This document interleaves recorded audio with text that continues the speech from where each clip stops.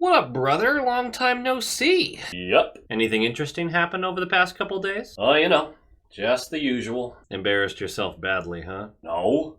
Jeez, who do you think I am, the Buffalo Sabres? No, of course not. But don't you sometimes kind of wish that you were the Buffalo Sabres? I told you to stop reading my diary. No, actually, I found your Reddit account, Mr. Tortured Poet.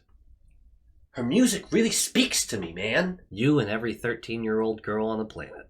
Oh, whatever. I didn't come in here for this. I came in here to tell you that tonight is going to be different. Oh, how so? Well, first of all, no former Leafs are going to score on me again. Uh-huh. Stolar's locked in, going to shut you down. Penalty kill's going to shut you out. Yep. And you are not going to physically bully us. Of course. And the most important thing, this score is about to be wildly different. Right.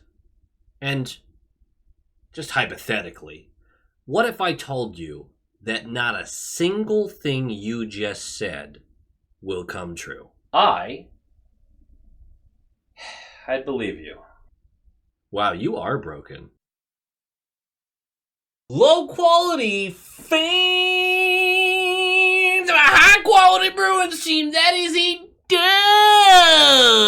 That is the best high quality Bruins team with the most emphasis that I could give right now, and the best it's felt this year, where I get to say it's a high quality team, and truly I'm kind of believing that. I really am. And I think some of you are too. Why not? Why not? That's a 7-game win streak. We were at 6 games. Now we're at 7 games. 7-game win streak. We've won 8 of our last 9. The team's playing great, and it's missing people. This is excellent. Hockey is weird, I know. And it's just, I was so ready for a down year. My expectation was it. I keep saying this, and I know it's annoying. It's the same message over and over again, but I was so ready for a down year. And you get, at that point, the problem is you get afraid of saying it's not going to be a down year. You get afraid of believing, because at that point, you've already convinced yourself that it was going to be a down year. Now you have to say you were wrong, and then you have to actually put everything on the line again with hopes and expectations. And if it goes sideways, you're ripping all that back out, and you're like, I was doubly wrong. You can't go back and be like, well, I was right all along. It's a down year. You don't get to do that after you've already changed your mind. But what am I supposed to say at this point? This team is playing great hockey. Is it perfect? No, it's hockey. That's not how that works. But it is excellent. And it's fluid. It's stylistic, like they are playing a clear system. It is working, and it almost, I know there's a lot of people who don't like Sweeney, but it's almost like he knew what he was doing when trying to build this team. Now, yes, I do not need a comment section full of people being like, what about this? I know, there's a lot we can still point to be like, Sweeney's not perfect, and Sweeney's not perfect, but right now, first of all, the Carlo trade is an unbelievable win. Minton wasn't even like pop out of the screen good, and he was still just a great guy to have on the ice. Having a first-round pick from the Leafs this year, in a year where so far, something looks wrong with the Leafs. Like, something does not look right. Yes, it's top 5 protected, and keep in mind a couple of things here. This is way too early to talk about this. I know. People have been asking. I'm going to just answer it. It's top 5 protected. So if the Leafs somehow end up in the bottom 5 and are drafting in the top 5, we don't get the pick. The Leafs keep the pick. We don't get the pick till 2028 if that's the case, because they've already given up their 2027 pick. So it's going to bounce another year and basically be unprotected. I think there is a way for us to still get that pick depending on how everything works out with the Flyers, but at the end of the day, if we don't get it this year, there's a possibility it bumps way down the road. Doesn't matter to me. Doesn't matter. The ideal situation in my mind is the Bruins are picking 6th with the Leafs pick. Obviously, that would be the ideal situation. I don't think that's going to happen. I think the Leafs are going to comfortably make the playoffs. I'm not really that worried about that team yet. They are not healthy. Right now, we'll get to all the notes about them, but Chris Tanev is out for them. Lawton is now back out for them because Zadorov blew him up. Matthews missed half this game and looks like he might be out for just a little while. And Stolarz went out, who I started in fantasy again. You're welcome.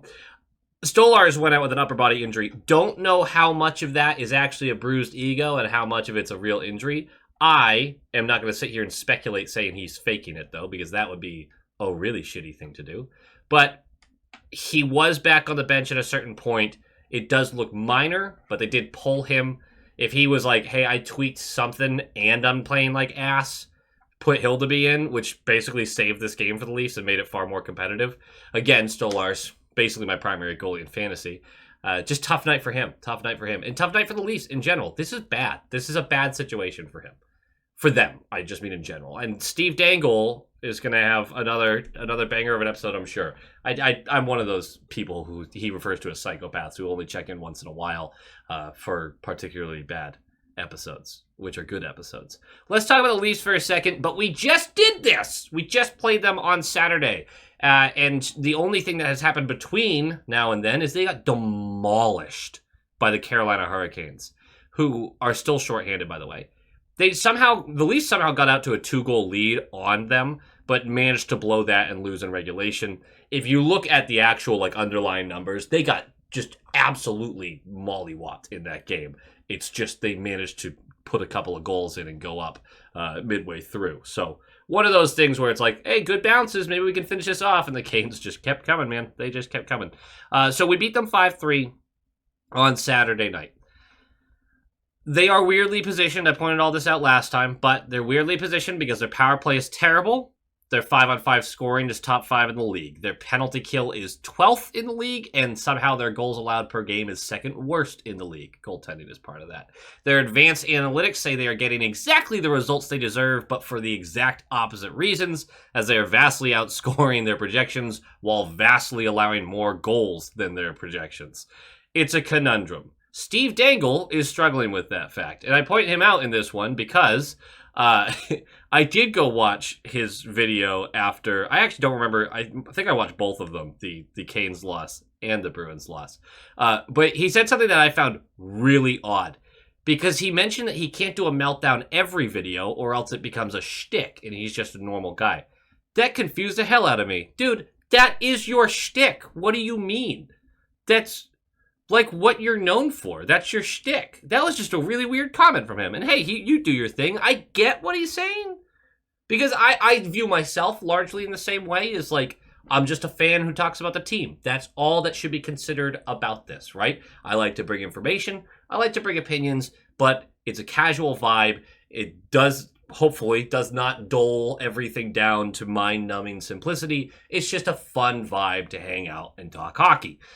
I assume he views himself as the same way. He's just far more erratic. And again, none of this is an insult. He is crushing it. I have a ton of respect for that guy. But that's definitely your shtick, man. That's super your shtick. And that's something that you have embraced. It was just a weird comment. I don't know why I'm saying it on this video. I just wonder if other people were also like, really? That's not your shtick. It's kind of your shtick. Chris Tanev remains out for them. As I mentioned, Scott Laughton also out for them. That fan base is calling for Zadorov's blood. I bet that's worse now. Bet that is. It does feel right because that hit was pretty brutal. But much of their angst in the last 6 months is just looking for a place to go. They don't love how the team looks this season. They are coming out of an offseason where a franchise pillar in Mitch Marner went to Vegas, of all places. They are trying to come to terms with shipping out multiple first-round picks and a highly regarded prospect for a second-pairing defensive defenseman who doesn't fight or protect their goalie, which, of course, is Carlo. And I'm using those statements because that's what they keep saying.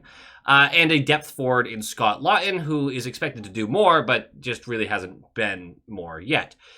To bring all of that together, when they finally do get Scott Laughton back from an injury, Zadorov comes through and just absolutely annihilates the poor guy and puts him back on the bench. a hit that some believed should have been penalized by the league because they feel that he hit him high. I'm not really going to give a take on that. I see their point, but he's also 2 feet taller than the guy. What is he supposed to do?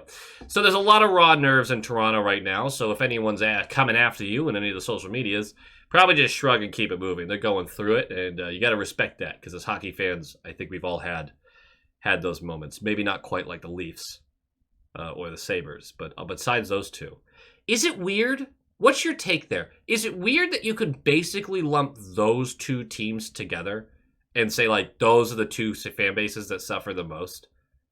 For wildly different reasons, but those are the two? Like, who else would you put in that grouping? Because it's pretty hard to find that. Most of the other teams that are suffering have suffered for a reason. Like, they've done the whole absolute strip-down rebuild, like the Sharks and the Ducks. And, I mean, these teams that were good for a while, never got over the hump, and then had to reset anyway and truly reset. Who else would I put with Buffalo? And who else would I put with the Leafs? It's two wildly different reasons, but boy, gross. I did take this note too. It should not be possible for the Leafs to lose to us twice in which Steves occupies a top 6 spot. I wrote that before the game. Sometimes I make myself chuckle a little bit. The Bruins are running Geeky Kuzi Pasta, which continues to just be so good. Steves, Zaka, Arvidsson, Jeannot, Minton, Kostelic, VL, Corrali, Asamot, Zadorov, McAvoy, Hampus, Peak, and then Lohrei and Jokiharju with Swayman in net. McAvoy does return from whatever his family emergency was. Again, hoping everything got worked out there. Aspero is scratched, of course. That makes a lot of sense to me. Lohrei has looked really good in a depth role on the defense and has continued to add some offense from there. A far better situation for him, especially when Zadorov is playing at this level. We're going to talk more about him later. Elias participated in the optional skate in this morning, so he should be getting closer, although there's no date for his return yet. Beecher, Harris, and Middlestat remain out without exact dates for their return either. Once again, a regulation win, which did happen, would be huge. I know they say these early games don't matter as much, but teams who underperformed at the end of the year, whether that be us or them by season's end, always are able to point to a few important division games that got them there. Right now, the Bruins are on the right side of that. Only other thing before we start talking about this game, and we have a lot to talk about, and it's already pretty deep into the video. Next video is going to be super late. I have this whole work lab thing that I'm doing on the same night of that game. That lab starts the same exact time as the game. So as interesting as Bruins Senators is going to be for the third time, I'm going to be wicked late to seeing any of it. So I do not know if that video gets done that night or I have to kind of do it the next day. Just bear with me on that. I know this is becoming kind of a common thing with my job. I don't like it either, man. I really don't. Puck drops. Puck drops! 3:30 in. The Bruins almost score on their first shot again as Pasta feeds Huzadinov for a cross-crease chance. Stolars slides across, makes a huge glove save, but pushes the puck right back to Huzadinov, who now has a chance to score on the second shot of the game, but somehow Stolars jumps up and gets this with the blocker as well. Incredible work by the goaltender. And actually, I sat there and went, oh, maybe this is the adverse. Maybe my fantasy team is going to benefit a bunch tonight, but my real team is not. That was not the case. I did start Stolars in fantasy, for those of you who don't know. It's not going to get too old to me. 4:13 in. Arvidsson's going to get hooked by Myers, so we're going to go to power play. 14 seconds later, the Bruins win the faceoff. The puck is moved to McAvoy at the center of the blue line. Then Pasta in the glove side circle. He tries a hard pass into the slot to Zacha, but really it just deflects off of Zacha's foot and goes bottom blocker. It's 1-0. And the power play continues to cook. The power play has been really good. Really, really good lately. I love the way they look. And we're going to get a lot of chances in this one. 6:09 in. McCabe is going to go for slashing Jeannot. Broke the stick. We're on the power play. This is a call all day. If you break the stick. And I know there was a moment where we broke someone's stick later in the game. The stick was clearly already broken. I don't know what the hubbubaloo was about that. Anyway, we're going to go to power play. And this is sad. 6:41 in. Right? We're about 30 seconds into this power play. McAvoy skating up the left side of our zone to reset in the power play. And Lorentz literally just skates up to him, takes the puck off his stick. This was no battle. There was no physicality. There was no speed. He just walked up, stripped it, walked into the center of the high slot, ripped this low blocker. How the frick does Swayman not make this save? Yes, there was a little bit of a screen with Geeky, so I'll give him that. But this should have been stopped. But let's focus on the real problem here. McAvoy, what the hell was that? That was the lazy... Like, he just... There you go. Oh, shoot. It's like he didn't even see him. I literally think that's what happened. For some reason, it just didn't connect that this guy was here. And just happened. McAvoy was great in this game, I thought. I thought it was really great. This moment, though, brought out everybody who hates him. And again, I get it. Some people are not McAvoy fans. I am a McAvoy fan. This was a really bad play by McAvoy. And it's really just... It takes you out of it so badly. You just sit there and you go, we just scored early and you gave it back for a shorthanded goal. At least it wasn't like a structural issue that we saw last year, all year with the power play, where we just kept giving up shorthanded breakaways. But this was just gross. It was a gross way to get scored on. 12 seconds left of the power play. Benoit high stick Steves. We're going to 5v3 for 12 seconds. And then another 5v4 power play. 9:32 in. About 20 seconds left of the power play. This is simply a soft, gentle wrister from the top of the blocker side circle. But it also is a sniper and jeez! Top glove corner. Shot couldn't be more perfect. It's 2-1 from Hampus. I don't think I even said who it was. Hampus. Power play goal. This was, I mean, there's no lead up to this goal. They simply were in the zone set up. They toss it at Lori to Hampus. Hampus flicks this on net, and it's just a perfect shot. Sometimes it's not about speed or power. Sometimes it's literally, this is as precise as it possibly can be. There's a forest of people around. If Stolarz doesn't pick this up right away, he doesn't make this save. And he didn't. So we're going to up 2-1. The power play is cooking, and you can feel really good about that. Because the special teams are going to be good this year. It really does pave over a lot of the issues that you would expect 5-on-5. A lot of issues that have not been announcing themselves. This team's been really good in a lot of ways. What's left here? 2:37 left of the period. The Bruins are laying good pressure on the Leafs, and the Leafs just can't stop turning the puck over. This was reminiscent of the Panthers playing anyone over the last 2 years. The Bruins were just continuing wave after wave of forechecking, and it was good, but for some reason the opposing team just couldn't stop handing the puck back to them. There's a lot more speed on this team. I was wildly impressed. Either way, Steves is going to get a shot blocked in the slot. Pasta collects and tries a spinning shot, misses wide. Carlo collects behind his net. Yeah, that's right, his net, because the Leaf. That's painful and terrible, but whatever. He tries to clear it up the blocker side wall. Hampus is there to knock the puck down and collect. He pushes the puck to Steves, who's fighting through two bodies in the blocker side circle, kind of more towards the slot. Fights through it, curls his way back up towards the top of that circle. Tavares is all over him, but he ends up opening some space. Tavares relaxes his defense. The structure, though, wasn't there because the Leafs just allowed him to skate right back into that circle, untouched, no pressure, get a clear look at Stolarz, and he beats him 5-hole. Now, there is no way on Zeus's green earth that should ever beat an NHL goaltender. That I started in fantasy, by the way. 3-1. This was a squeaker. There's no that shot can't go in if you're a professional goaltender at this level. Just a brutal, brutal moment. We are going to have to kill off a penalty. 1:34 left. Pasta's going to go for tripping. We're going to go a penalty kill. We're going to go into the second period still with time to kill on that. Stolarz is pulled between periods, so Hildeby comes in for the start of the second. They are saying it was due to an upper body injury. Again, we've already speculated on that, and I don't mean to speculate. I'm just going to assume that all of that is on the up and up because it's a real dick thing to do. To be like, I bet he's faking it. So we still have 26 seconds of the penalty kill to take care of, in which we do. We kill all of that off. 49 seconds in to the period. We just spent the first 30 seconds killing a penalty. McAvoy with the puck in the defensive zone. This is a crazy play. I don't think this play is going to get enough attention. He whips it from the depths of his own zone up to Geeky, who's standing on a logo. And Geeky's play here is flawless. He has Pasta on his right, in stride. He deflects this hard pass so that Pasta can skate right into it. And it's perfect. And Pasta on the breakaway, and Hildeby with no shot in hell. That's his 400th goal. this season. No, it's his 400th goal on the career, which is an incredible achievement. A lot of people are commenting about how the bench is cleared for this, and they're like, oh, I don't remember seeing that too often for other 400s. I couldn't say yes or no to that, but yeah, that's a massive achievement. I believe he's the 6th Bruin to do it.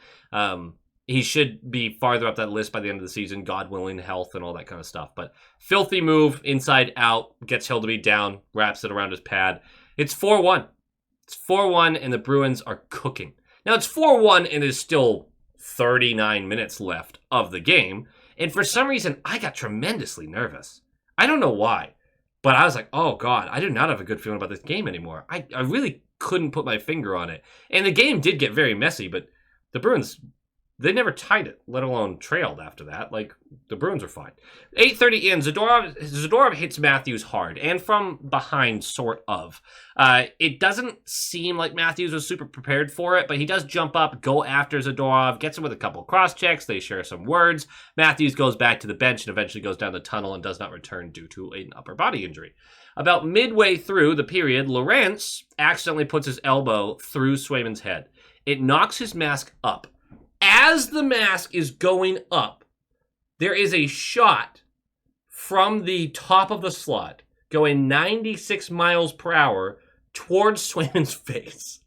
And as the mask gets to like here, it hits and flings the mask off the rest of the way.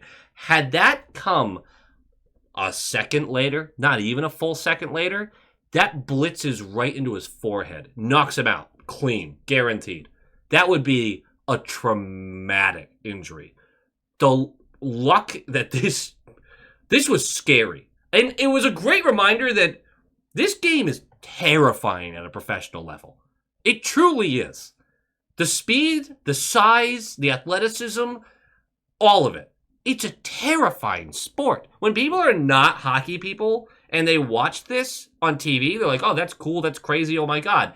They go to the game for the first time. Like, when's the last time you took somebody who had never been to a hockey game to a live game? They freak out. They can't believe the speed and the physicality and just how are these guys surviving this? Anyway, just a good reminder how dangerous this game is, how much these guys really deserve our respect. 8:34 left, 9:34 left. I can't read anymore, I'm old. Joshua goes for a delay of game. We're going to go to the power play. 23 seconds left of an excellent power play. It looked so good. The Bruins have too many men. Maybe why it looked so good. And so we're going to go 44 for 23 seconds, and then a penalty kill. We kill the penalty. 3:13 left. Right after a great play by VL to get around a defender and feed Corrali across the crease for a huge opportunity. That does go wide, but I'm not going to harp on it. VL starts cross-checking Oliver Ekman-Larsson. OEL doesn't react at all to this. And it was a smart play by him because he's getting cross-checked over and over again. He's getting shoved around, everything.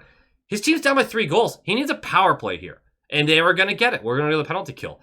That's a veteran play, and I pointed it out because I get to compliment the Bruins shortly for it too. 48 seconds left of the penalty kill. Kostelic goes for high sticking. We're gonna go to 5v3 for 48 seconds. Then another 112 of 5-on-4. We do kill the 5-on-3. Remember, I'm nervous during all of this. I don't know why. I have a bad feeling about the game that lasted up to this point. 5-on-3 comes, and I'm like, oh shit. We do take care of the 5-on-3 portion, but with 1 minute and 2 seconds left of the period, still on the penalty kill, Peak once again is just going to kill us on the special teams. And Peak is part of a penalty kill that's been very good this year. It's been very good this year outside of a couple of games where they're just massive blips, right? They've been scored on multiple times. But for the most part, I've been very happy with our penalty kill. But Peak just has this bad habit of just leaving his station. And this is what he'll do once again. Domi takes his zone on the blocker side wall and skates down about midway through that wall and then curls back. And Peak decides to drift up towards him. What that means, though, is Robertson now just gets to get behind Peak. That pass is an easy one to make, and Robertson could go right in on Swayman and flick this up on the far side. It's 4-2 power play goal, and it's completely on Peak. But Peak gives way too much distance to everybody in this play, and he just gets stuck too high. It was just a silly moment that I went like, God, I'm so glad that Zadorov doesn't do this as much anymore. Peak's been really good this year. I'm really not upset at him. He's been pretty good. This was a bad play, and he's just had a couple games in a row now where you sit there and go, dude, just focus on where you're supposed to be during the penalty kill. Like, just pay attention to what's around you. Stop doing this. Either way, we're going to the third period with a 2-goal lead. You should still feel good about it. I just don't know why I didn't. I don't know. 107 in. McMahon hits Hampus behind the play. And it's a bad hit. And a scrum ensues. Husnudinov will go for roughing because he jumps right in. Love that kid. But McMahon and Domi will also go for interference and roughing. We go to the power play. We don't get anything on it. 3:32 in. I have no idea what happens in this play. I don't like it. I don't understand it. First of all, there's a collision between two Leafs in the blocker side point of the offensive zone for them. Jokiharju somehow overskates all of this and allows Nylander to jump up and skate down into that blocker side circle with Jokiharju chasing. Hampus is there in the slot, but he doesn't even wave a stick at it, doesn't approach anything, just gives Nylander a chance. Nylander misses wide. Okay, fine, whatever. Recover. Jeannot is skating to the corner to grab that puck. Jeannot slips. First time on skates, bud? Kidding. Jeannot slips and goes right into the boards. This allows Robertson to come over, pick that puck up. Meanwhile, Kostelic is like 3 feet away and just watching and not doing anything. Again, I'm sitting there like, go get the puck! Go handle something! Do something! This wasn't a like, I have to stay in my position. The puck was loose and free right in front of him.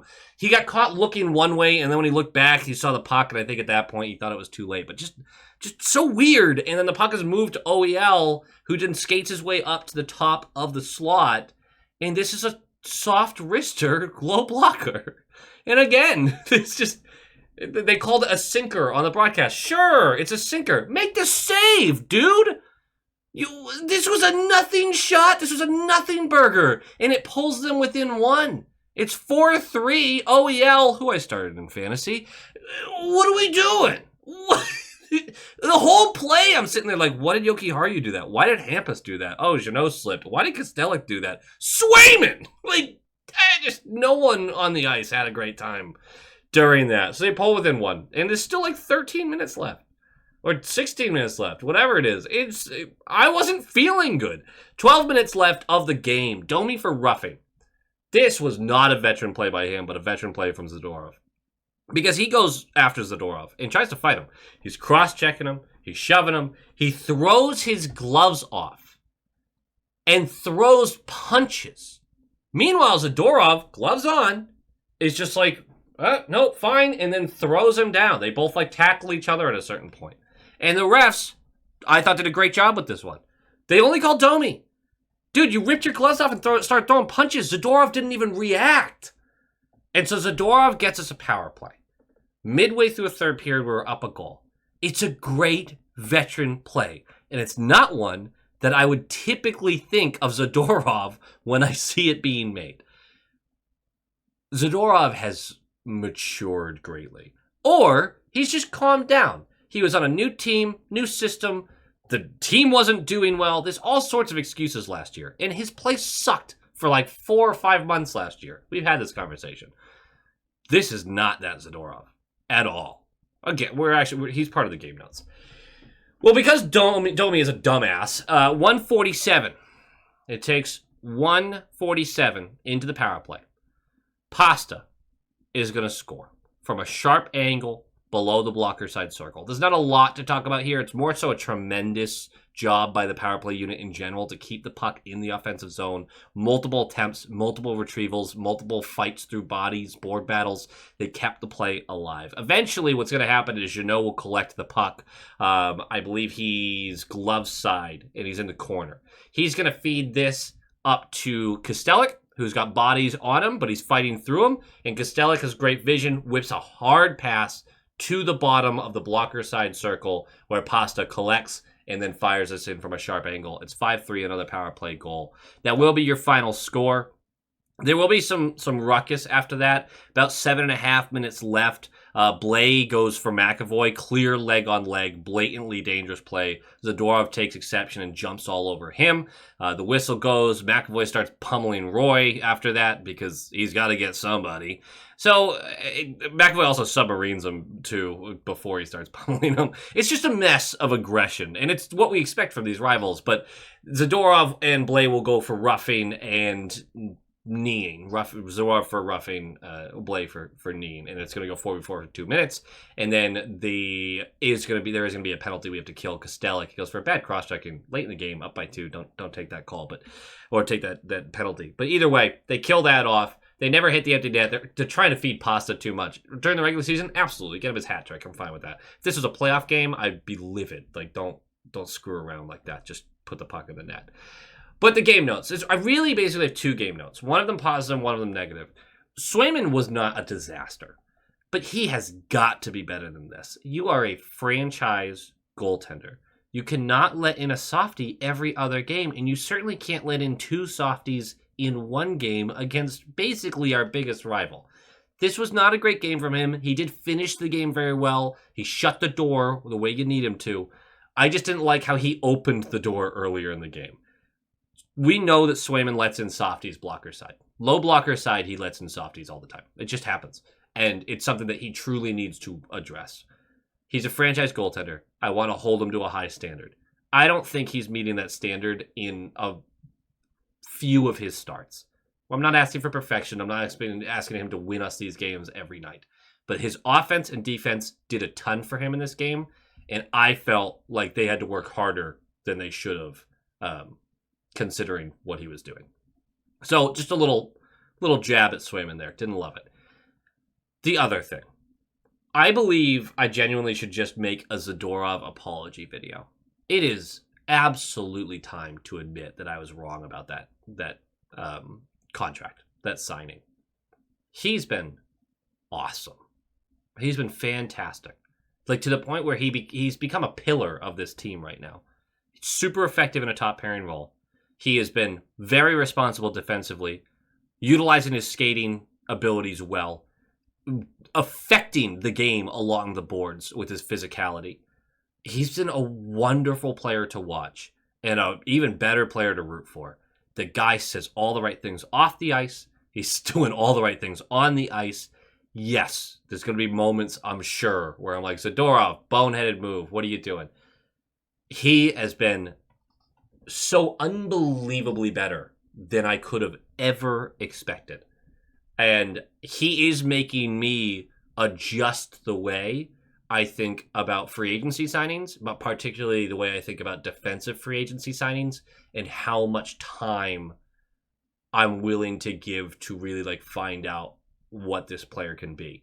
I think I need to do a better job of looking at what their skill set is and seeing how eventually it will work into the system, rather than harping on the flaws that keep showing up as they're trying to get, secure in it. Again, it took a long time last year, but the team was also cratering around him. Frustration seeps in. There's all sorts of different variables. But he's awesome. I was wrong. I was so unbelievably wrong about that contract. I'm scared of saying this because I'm afraid of his game going to hell the moment I compliment him, but what else could you want from him? What else could you possibly be asking of this guy right now? He's filling every need. Nice. Go Bees. Go Bees! Hey guys, thank you so much for watching this video and joining me as we experience this crazy Bruins season together. The names popping up on your screen now are from the top line tier and the all-star tier of the YouTube membership program for this YouTube channel. I greatly appreciate each and every one of you who help support the channel so that we can do more fun things, and I am always open to more ideas of how I can help give back to those who support the channel. At the end of the day, this channel is always going to be about the community, and I want to continue to grow that way, so please always feel free to reach out with new ideas and fun ways we can expand on this, or if you just need someone to talk to, I'm always here for you guys. Thank you all for your support, and as always, go Bees!